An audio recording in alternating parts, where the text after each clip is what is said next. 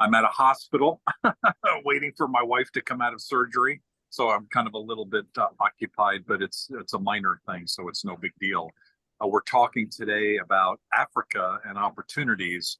And this month, last month, I'll say, was amazing. We had some fantastic conversations, particularly around Nigeria and some things going on there. Titi Iya, who she is having more responsibility for Global Chamber in Nigeria. She was not available for that, but we had a variety of folks that had some really great input. She's also traveling today, as I understand. So if she does show up, that would be amazing. But I think she might be tied up. I'm sorry. Oh, sorry for that, Doug. I'm going to mute myself here. Oh, okay. So today we're just going to do maybe a roundtable of the folks that are here in the room and just understand what's going on. I'd like, if you don't mind, starting with Patricia D'Souza, who is based in South Africa. She gave a great presentation earlier. Let's see, today is only Tuesday. I felt like I wanted to say earlier this week, but it actually was last week. At our Global Chamber LinkedIn audio monthly event where we went around the room and talked more globally. Patricia is an artificial intelligence expert and also an expert on what's going on in Africa, and in particular from her base in South Africa. She's also from Italy, so she's very global and unstoppable. Patricia, do you have a moment where you could just introduce yourself and let us know any perspectives you'd like to share? Thank you. And I hope your wife's surgery goes well.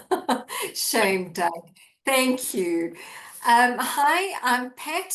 For those of you I haven't met yet, I've got a financial background, but decided to pivot into AI a couple of years ago and started doing courses. And since then have founded an AI company, Finscope.ai, with the wonderful Colin, a very good friend of Doug's and very close,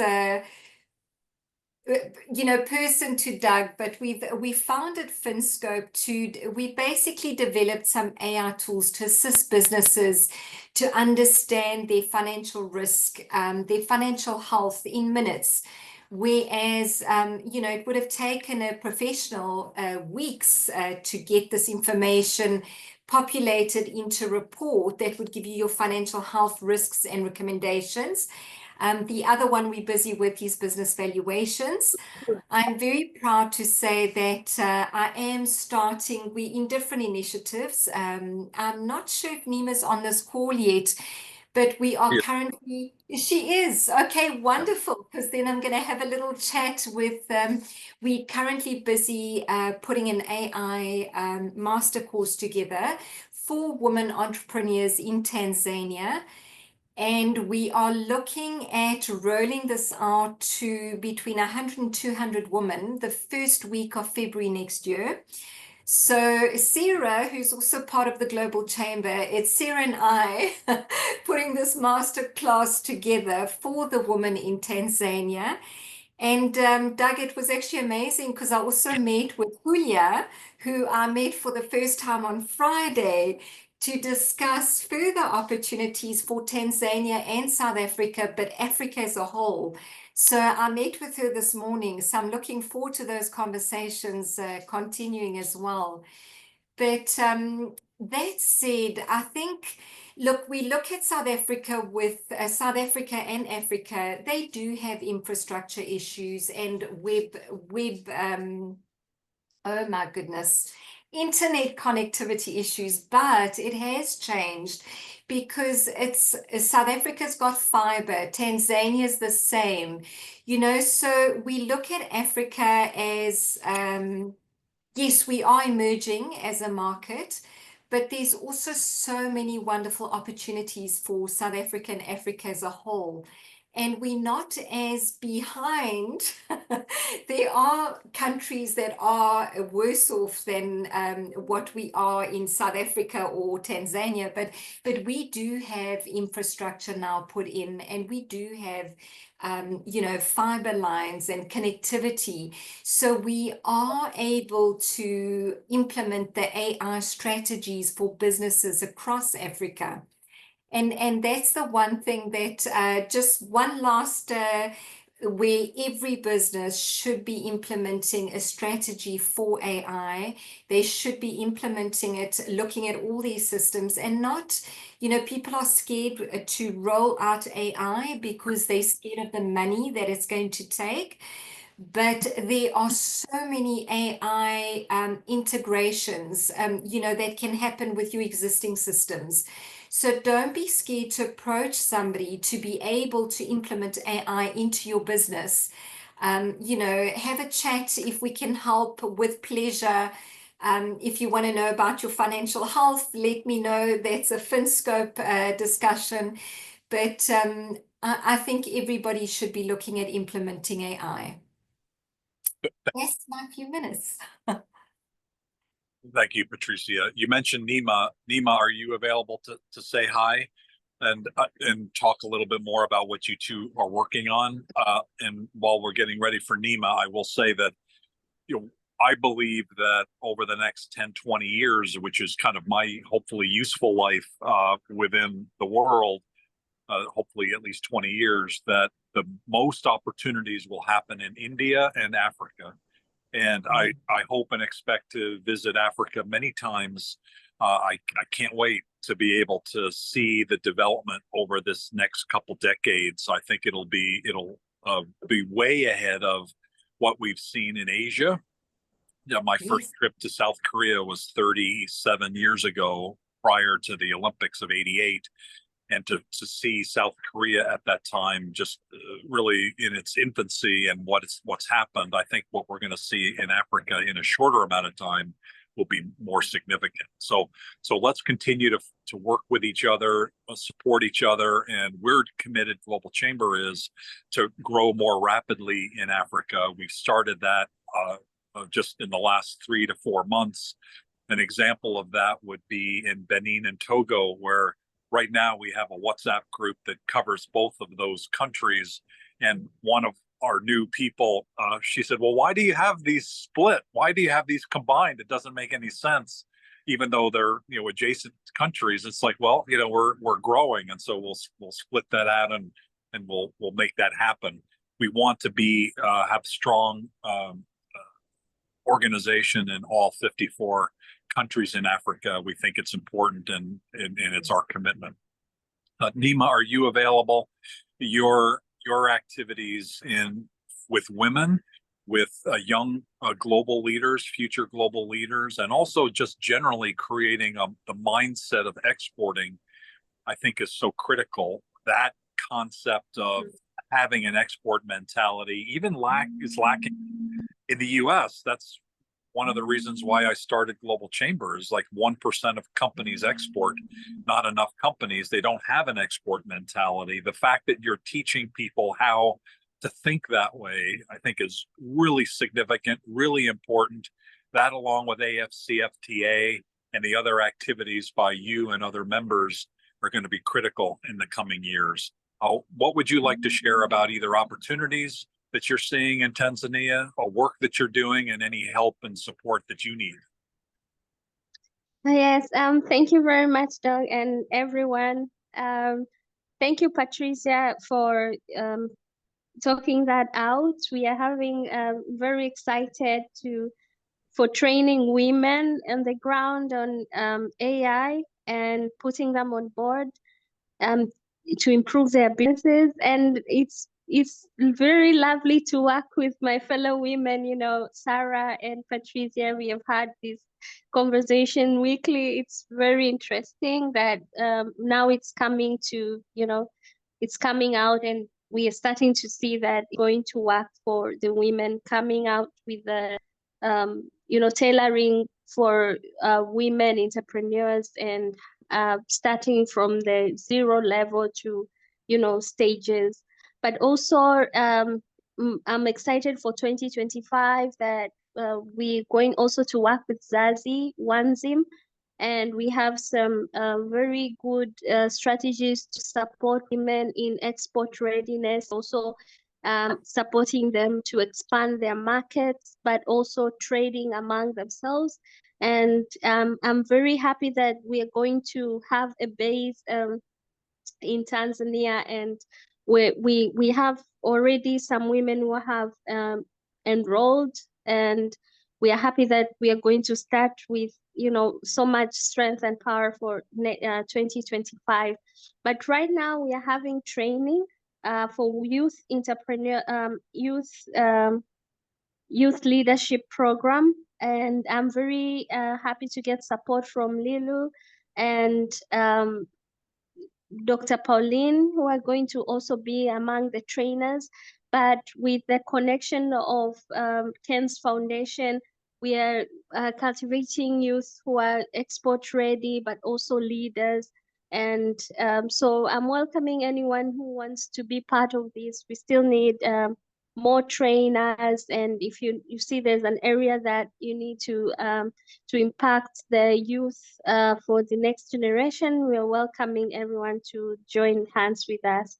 So that's what we have for now, but all this we'd like to showcase all the work that Global Chamber is doing for 2025 conference that we are planning for in Tanzania in May. And we have so many people who are excited to come to Tanzania, and I hope Doug will be one of them.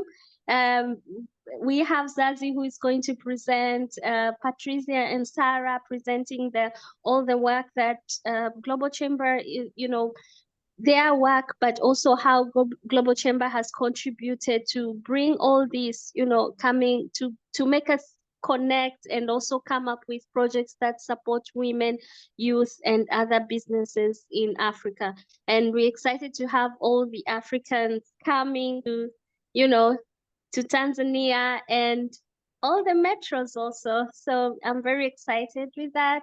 We have so much support, and I'm very happy for that. Thank you, Doug. That's amazing. I'm looking forward to it. So we've heard from South Africa and Tanzania, so Southeast Africa. Before we go north, does anybody have any questions or comments, and either about that region or some of the things that you've heard both Patricia and Nima talk about? I'll just open up the floor. Any questions or thoughts? Yes, good morning, good afternoon. This is Moses. Hi, everyone. Just a comment. I think, of course, whereas West Africa has very solid foundations and ties across the region, we are seeing the eastern and southern region also start bubbling. And as Patricia just mentioned, the connections between South Africa, whether through Zambia, Mozambique, all the way to Tanzania, Kenya, and Ethiopia are now getting very strong, and we are seeing formations that are driving very interesting projects. Nima, of course, being at the head of all that. I'm very excited as well, being part of, I'm from Kenya originally, but I've lived out in the US and Europe. But going back to Africa, we are working on projects which I will be sharing very soon. I did reach out to Patricia and Nima so that we can connect and start integrating some of the projects, especially robotics for the youth, and also driving AI into the aviation industry, because I think, Doug, to your point, that is going to be the future. AI is going to be a foundation in a lot of the businesses and ventures that we'll see in the coming years. So that was my comment. Look very forward to sharing, the exciting adventures with the rest of the Global Chamber members here. And thanks to Nima, Patricia, for everything you're doing. Thank you. Thank you, Moses. Perhaps more than anyone here in this call has been involved with Global Chamber the longest. Well before Global Chamber was actually even founded, he and I met many years before, probably been at least 15 years, I would guess. So thank you, Moses, for the long support and collaboration. Thanks for your email the other day as well. I really appreciate it. You're welcome. Thank you. You touched a little bit on West Africa, and you mentioned about yourself being from East Africa and Kenya. We've got a couple global African gurus here in the call, and wonder if each of you could share your perspectives on opportunities right now and things we should be thinking about. Both Ruby Golo and Shalom Bako are amazing. I was thinking of, and I always think about Shalom when I think about export mentality of, I thought of you yesterday, actually, Shalom, because my wife went to the store, and I've been doing a lot of the shopping because of some health things she's having. And she did stop at the store, and she bought me 2 cases of hibiscus water. So she knows, knows I'm a hibiscus crazy guy at this point because of you. So thank you very much for that. But you've been crazy in a good way about hibiscus for a long time, but you did something about it. You began to cultivate it and get good at growing it and then transporting it around the world. So thank you for your leadership, not only now with that product, but with other superfoods. What would you like to share, and what should we be thinking about right now? Thanks, Doug, and I'm glad I got you hooked. Hopefully other people follow through. So, some of the things have been touched on. I think AI is a big one. People aren't really. It's inevitable. So it's implementing it even as little as possible, or just starting somewhere with AI is always a good thing. I think that's one. The other aspect, actually, along with that, is still in technology in terms of integration of cryptocurrency. We've been exploring that for a number of years, and now that more and more people are becoming more familiar and comfortable with it, especially on the continent, then, hey, we're always open to collecting some Bitcoin, as payment. So, but not everyone's been open to that. So I think that's another, thing in terms of the technology side. There's, like I said before, there's a lot of opportunities on the continent. So it really depends on the industry. I remember the last meetup we did on Africa. There was a number of things shared there that were amazing around biotechnology and other aspects, and fintech usually takes the shine, but I think agricultural technology and distribution of African foods, especially, and manufacturing is, to me, high up there in my world. Manufacturing is definitely up there in terms of things to pay attention to. So manufacturing on the continent. Do you see yourself as a superfood guy? But you're touching on the bio side of it. Do you imagine that you'll be involved in those types of products as well at some point? What are you thinking about for 2025? And then as you view 5-10 years out, you're a young man. You've got the world at your fingertips. You can do anything you want. What do you do? Thanks, Doug. Well, for us, after Ivana, it's always been about agricultural products. So like I always said, we started with hibiscus intentionally. Part of it is marketing, part of it was accessibility to the product, and the research we did, knowing that everywhere in the world it's used, right? Just a different name in a different culture or a different country. So we've expanded that to different products, and even beyond that, it's anything related to agricultural. It could be equipment as well. But we've heavily invested into logistics, food logistics. So you talk about dry and cold.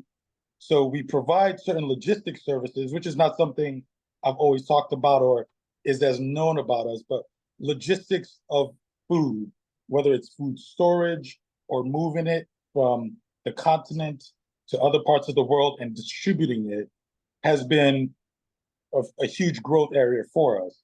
So we're going to be doing a lot more of that, and it has opened us up to a wider portfolio of products, because it's not the products that we're distributing alone. You know, we have other customers that come with their products that say either they need the storage or they need help moving it, exporting it from Africa to a different country. So those services in between, those logistic services, have been growing for us a lot, and it helped us, you know, get out of the box of just, you know, the products that we produce and sell, which is the hibiscus, which we're going to continue doing, but other areas have been growing for us. And, you know, a huge part of that has been the logistics side of things. So that's kind of what we're looking at for 2025, is growing that, as well as providing more consulting services to a lot of companies that need market entry or need product research, just things along that area. A lot of the hibiscus, maybe all of the hibiscus, and I don't know how much of the other food that you've sourced out of Nigeria. Are there other countries on your radar screen, or is your intent to continue from that base? Yeah, great question. To that, we're actually moving our offices, and Ruby, I'll probably contact you. We've decided to move our offices to Ghana, and we have been exporting from Ghana, Senegal, Nigeria, and as of recently, Kenya as well. We're doing avocados from Kenya. And so, yeah, we're kind of spreading our wings, and you know, in 2025, I think we're going to be doing more of that. But yeah, we're really more now focused on providing services to manufacturers and exporters from multiple African countries to get their products within our distribution channels. And so we are going to be exploring South Africa, Morocco, Kenya, Tanzania. Obviously, we're already doing stuff out of Ghana and Senegal. And so, you know, wherever there's solid supply chain for a specific product, that's what we're more attracted to. Anyone that has a solid supply chain for a specific product, kind of like we did with hibiscus. We knew from production to delivery, we had certain control of that supply chain and access to certain volumes. And those are the things that I believe will help, especially people in the agricultural space in Africa, succeed overseas. They need to have that volume. And that's usually a challenge, because there's a lot of people that want to export, but they're not quite at the point where they're producing those volumes that would be attractive to a Whole Foods or a Walmart.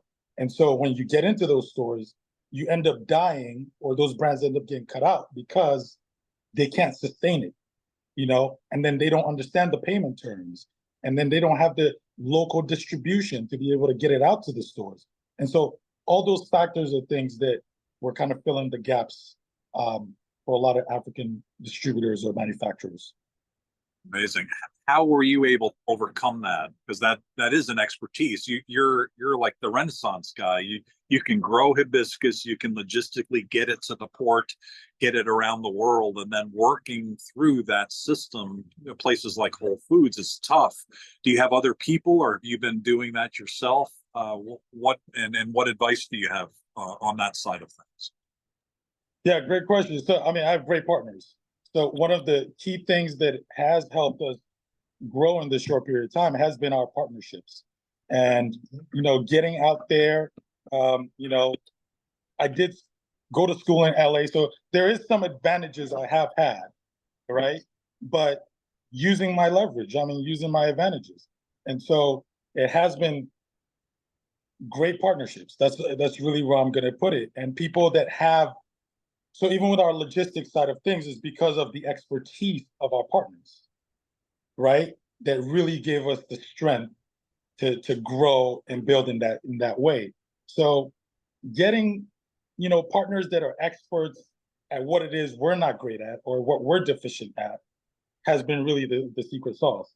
It's really nothing more than that.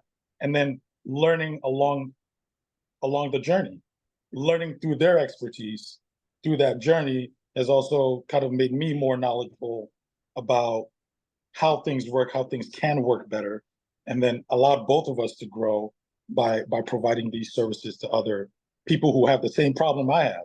So that's really all it is. I know what challenges I've had as an African supplier, and that's exactly what the solutions are. Fantastic. I'd like Ruby to step in, and then we'll just open up the floor for Q&A and comments and questions. I saw Patience has joined the room, and some of the comments you just made me think that we should have you connect up with Patience if you haven't already. Ruby Golo, as all of you know, or should know, is an expert on trade. There's no better person to help with trade with Ghana or Michigan, or parts of Africa as well. I'm wondering, have you, Shalom and Ruby, partnered up until now on anything? Have you guys had some collaboration? You mentioned about Ghana and wanting to talk to Ruby. Have you guys already worked to some extent on something already? In the past, we've discussed, but I will be very proactive. I will be in Ghana, so I will meet Ruby, God willing, you know, by the top of the year. But we have spoken in the past, and hopefully we'll get to execute something this year, early part of next year. You also become an expert at the Port of Atlanta and LA. I think I'm going to miss you tonight, right? You're not going to Culver City. True. Unless you have a private jet to send me, I'd be happy to come. I'm in Los Angeles at the Ronald Reagan UCLA Hospital right here, and then later today I'll be in Culver City for the Global Chamber of Los Angeles Advisory Board meeting, and Shalom is part of that. But unfortunately, we'll have to Zoom you in or something in the middle of the night or something like that. Ruby would have more likelihood of being able to attend because she's actually in the U.S. right now in Michigan. Ruby, what's your reaction to what Shalom has talked about, or Patricia and Nima, and what other aspects would you like to add to the conversation today? Great conversation, and hello to everybody. Like Doug said, I'm currently in Michigan, East Lansing, for the festive season with my family. So it's really nice to connect. I think my brother next door, Shalom, has said it all. He's kind of nicely highlighted all the areas, you know, of opportunities in West Africa, which are very similar to Ghana. I'm sure many of you have followed our elections, which just ended over the weekend, and our former president declared a winner. Prior to that, a lot of things have really gone wrong. Businesses have suffered, individuals, and I think Ghanaians just decided that they needed that change. And the incoming president has the agenda to reset the country and bring it back on track. So many of us are expecting that a lot of things will change. There'll be a lot of opportunities. So I will encourage everybody to watch this space in the coming year. I mean, he's going to be inaugurated on the 7th of January. But as from tomorrow, they're going to start the transition team, you know, and they'll have about quite a number of areas that they want to streamline within the 120 days in office. So I'll be happy to kind of speak to people who are really interested, typically in Ghana, and so that we'll be able to highlight some of the opportunities there. So I'm actually not surprised that Shalom has finally set up in Ghana. A lot of people have been waiting for this time to use Ghana as a hub to the west, to the region. And so don't sit on the fence. This is the time to look at Africa.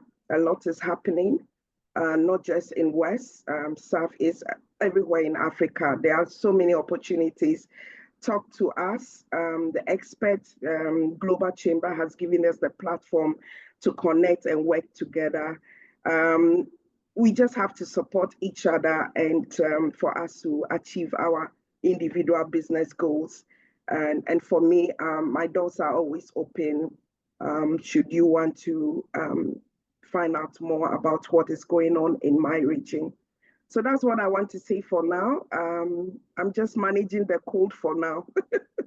Thank you. It gets cold in Michigan for sure. It's not cold, Ruby. Come on. Yep. Moses has spent time in What is it, North or South Dakota? Like quite a bit. Well, North Dakota, but I'm also in Michigan, not too far away from Ruby, actually. Oh, okay. I forgot about that. Okay, very cool. We hope to meet this time, Moses. It's Yeah, long overdue. definitely. We will. Thank you. Just opening up the floor. Please feel free to go ahead and either ask questions or comment and share. Who would like to make the next comment? Who'd like to be the next speaker? Please go ahead. For me, I just want to add something that apart from the Global Chamber 2025 conference, in May also we'll be having virtual exhibition for African women in herbs and spices. And I think I'll need to talk to Ruby and Shalom for all of this, and Moses. This is time for Africa to showcase our products in the global markets, and we are welcoming any help as much as we can for the African women in herbs and spices. And also we are happy that we have another woman president-elect in Namibia. So this is so exciting, and hearing about Ruby talking about the president in Ghana, and we have another president who is a woman, and we hoping she's going to bring a lot of changes in Namibia also. Yeah, thanks. And to add, we've actually made history as well, because our incoming vice president is also a woman for the first time. So women power. Oh, wow. Oh, yes. Oh, this is so beautiful. It'll have to be you and not the U.S. this time. So please, we'll look forward to that. Thank you for that comment, Nima. What other comments do people have?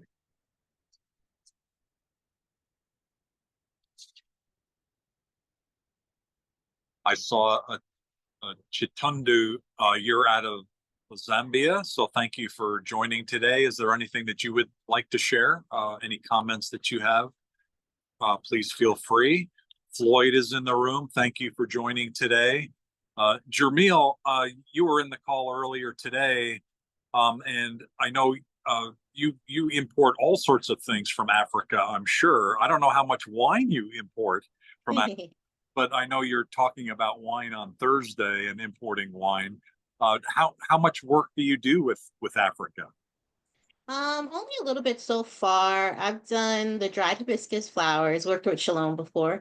And then I've done, what else has there been? Oh, I'm actually have a shipment coming with plantain chips actually coming soon. I think it's arriving in January by sea.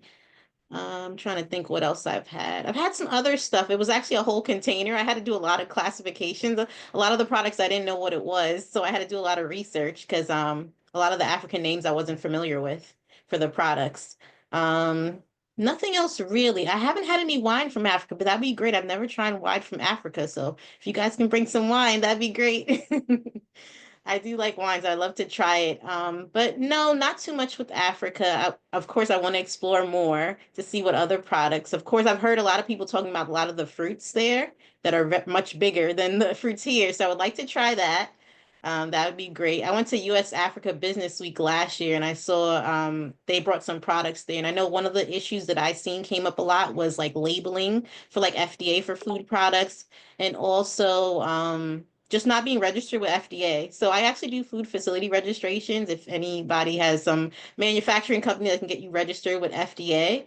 But another thing also is I can help you connect to a lawyer for the labeling. I don't do labeling only because it takes up a lot of time. But if you guys want to get your products here, most definitely get with an international trade lawyer to work on your labeling. It's very important.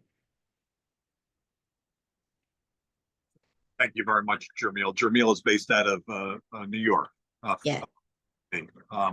Thanks, Patty, for joining with Patrizia and Rama. Thank you. I got your note about your work with Nima. That's great. Rifat, thank you. Ruby's spoken. Sayali, thank you for the work that you're doing based out of Austin, Texas. Terry in Salt Lake City. Yvonne, where are you based? Are you in DC, I think, right? Somewhere in Maryland.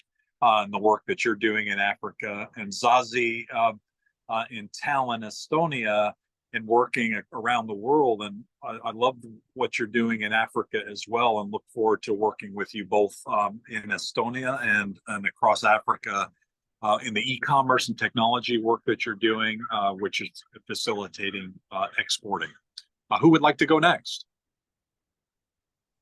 Yvonne, do you want to say hi? This is a non-camera day, Doug. This is a leisure day, so I'll not be on camera, but I'd love to say hello, hello, hello to Yvonne Rivers, CEO of CB Marketing Group, based out of Washington, D.C. And last week we had 21-degree weather, so I wanted to be in Africa last week. So, but it's 55 today, which is awesome. Want to say I met Ruby in person here last July at Select USA Conference, right in my back door, and we had pancakes. Pancake house. So look forward to doing other things there. Glad to hear you're expanding. I hear something about with Zambia, Tanzania. I'm doing some things in Tanzania. So whoever said you got a conference in Tanzania in 2025, I will be in Rwanda, Nairobi, and Ghana in March, as well as Dubai and somewhere else in June. But I'd like to come there in Tanzania in May to participate in that. We are doing both sides, export and import, meaning we do have a cohort going now. We've got 5 business owners who U.S. businesses that we're training to do and set up in Africa, and we'll be traveling with them come March and April. And we do the other side. We bring African people here. As Ruby and I had talked about bringing some African women here to U.S. to do business. So it goes both ways. So welcome to Connect. Good to talk to you. Thank you, Yvonne. Proud graduate of Lincoln University. Doug, let me say this. I'm taking some Lincoln people to Ghana in August. Very cool. Kwame Nkrumah, the first president of Ghana, graduated from Lincoln University along with Thurgood Marshall and Langston Hughes. Oh my God, that's amazing. Fantastic.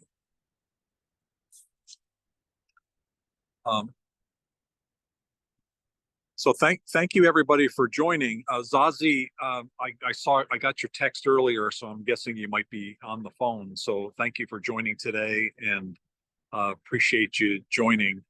In terms of maybe wrapping up this conversation, we've got there's a few folks that are still around. Patricia and Moses and Ruby and Shalom, I think, had to leave. Any final comments before we close the room?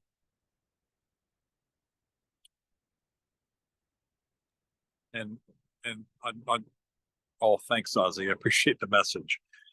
As we mentioned earlier, our view at Global Chamber is Africa is one of 2 of the most significant regions in the world to think about over the next 10 to 20 years. One is India, the other is across Africa. And I love the fact that Nima's putting together our first Global Chamber gathering, major gathering in Tanzania this May.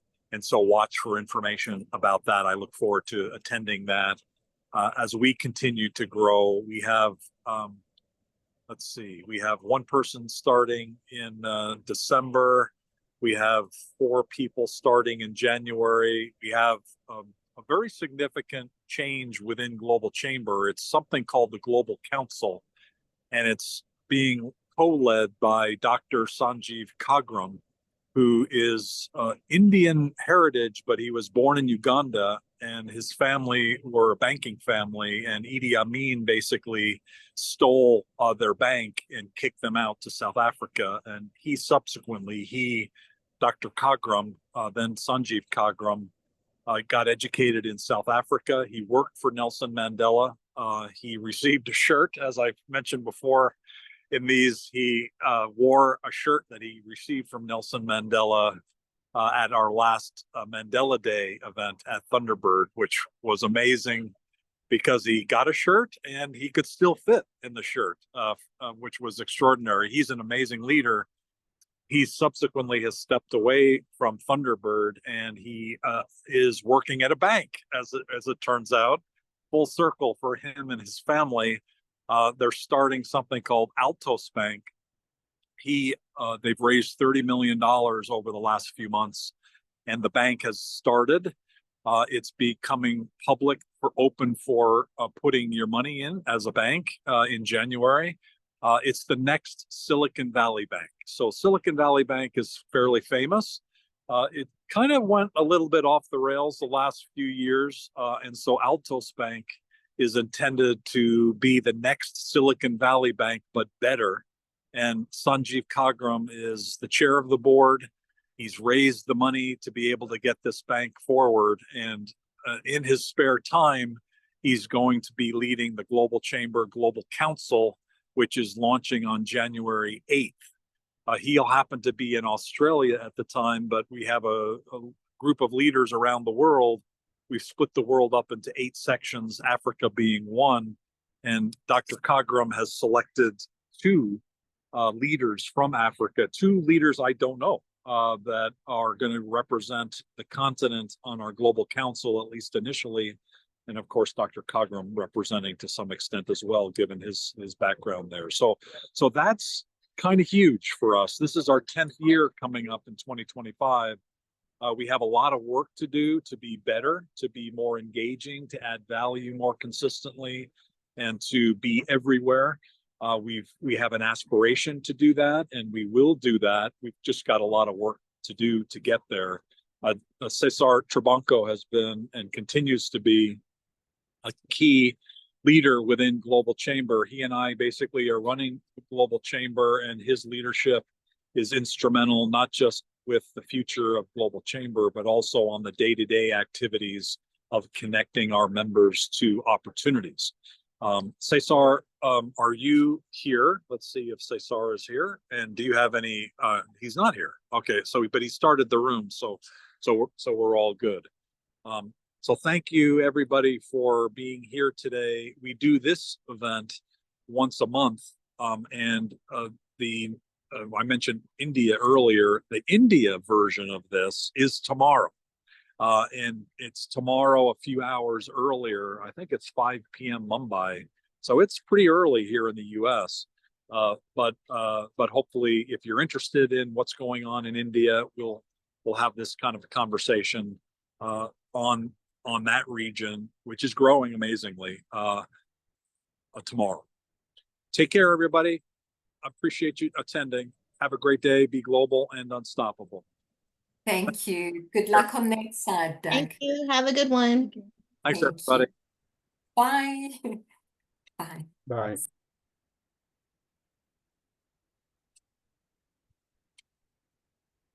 Thanks, Zazie. I appreciate your note. Thanks for attending.